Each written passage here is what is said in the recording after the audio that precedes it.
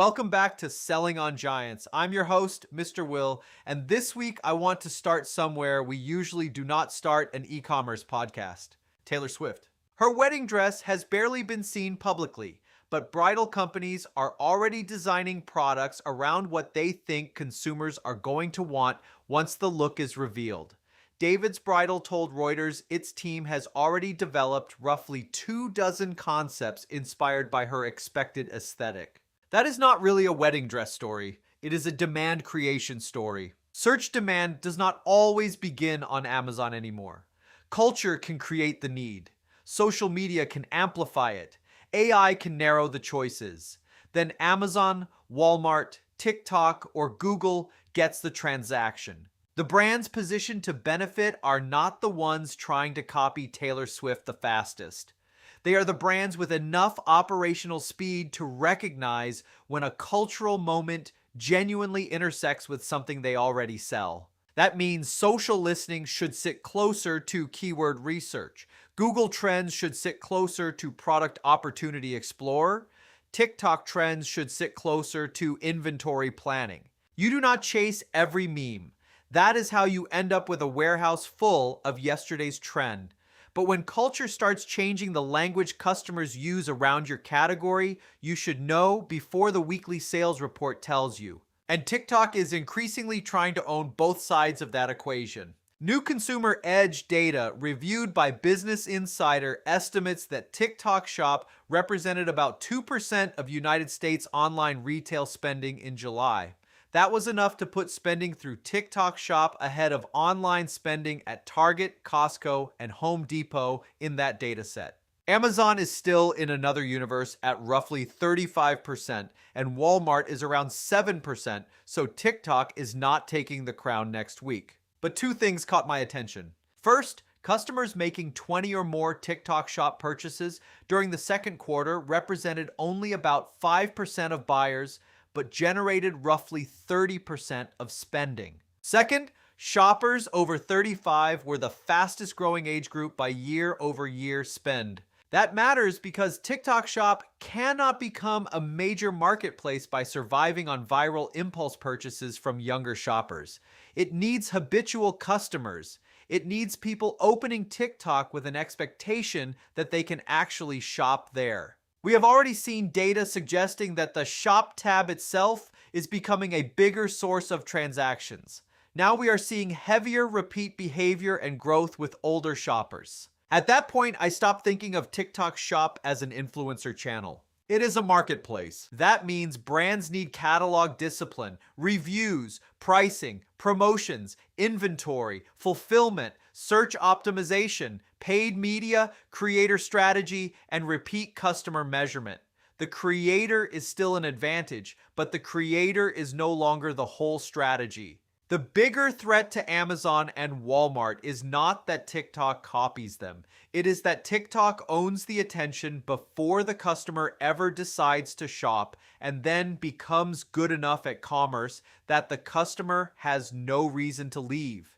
That creates a completely different customer journey. And as that journey becomes more fragmented, the boring operational work underneath the sale gets more important, not less. Europe gave us a very good example this week.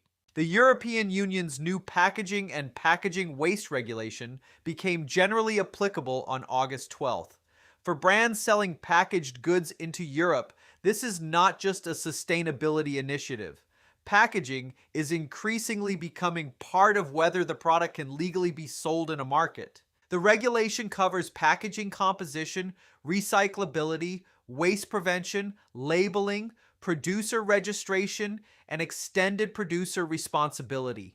The exact obligations depend on the product, the market, how the brand sells, and who legally qualifies as the producer. So if you sell into Europe, do not assume one registration solves the entire European Union.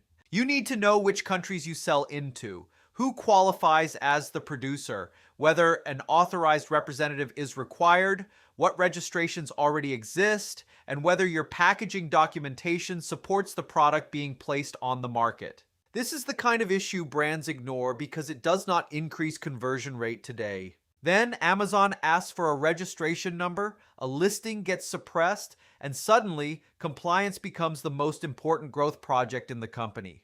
Bellavix has helped brands sell over $500 million on Amazon, and we are a verified ad partner. But marketplace growth is not only advertising. It is knowing which operational issues can stop growth before another dollar of media matters. Our focus is hands-on strategy that turns marketplace complexity into a clear operating plan across advertising, content, catalog, inventory, and compliance. If your team is trying to scale without creating another operational fire every week, visit bellavix.com. Now let's talk tariffs, because there are two developments sellers need to understand. Beginning August 19th, certain Canadian imports face an additional 50% duty. The important detail is that covered products do not escape the tariff simply because they qualify under USMCA. That does not mean everything from Canada suddenly costs 50% more. The tariff applies to specified products. Your HTS classification matters. Your product category matters. Exclusions matter. If you source from Canada, this is a customs broker conversation, not a headline reaction. At the same time, a federal trade court upheld the administration's authority to suspend the de minimis exemption for certain low-value imports. This matters because sellers should stop building long-term plans around the assumption that the old $800 duty-free parcel model simply comes back. The cheap direct import structure that helped platforms such as Temu and Shein scale in the United States has been structurally weakened. That is potentially good for domestic brands and traditional FBA or WFS sellers that were already importing inventory in bulk and paying normal landed costs. But there is another wrinkle. Washington is also increasing scrutiny around country of origin. A new White House report identified more than 40 jurisdictions as elevated transshipment risks and described plans to use better customs data and artificial intelligence to identify suspicious trade flows. The practical issue for legitimate brands is documentation. If you moved manufacturing from China to Vietnam, Mexico, India, or somewhere else, you should be able to prove what actually changed. Where do the components come from? Where does meaningful manufacturing happen? What does the bill of materials show? Does the process support the country of origin being declared? A factory writing made in Vietnam on an invoice does not automatically make the customs analysis disappear. Tariff management is becoming supply chain data management. That brings us to Walmart, because while the regulatory side of commerce is getting more complicated, Walmart keeps building the physical infrastructure to compete with Amazon. Walmart filed plans for a roughly 1.5 million square foot fulfillment facility in Wallkill, New York. It is still early. Walmart has not committed to a completion date, and sellers should not change anything because of one proposed warehouse. The signal matters more than the building. Amazon's real moat has never just been the website. It is inventory placement and delivery speed.